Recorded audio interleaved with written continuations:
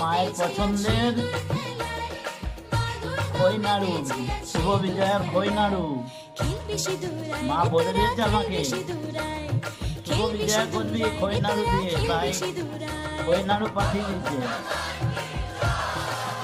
ধ্যানকু রাখো, ধ্যানকু রাখো, আবার হবে আসছে বছর। মা সবাইকে ভালো রাখিস, সবাই যেমন এই খই নাড়ু খেতে খেতে সবাই সুস্থ থাকে। মা তোর প্রসাদ, খই নাড়ুর প্রসাদ।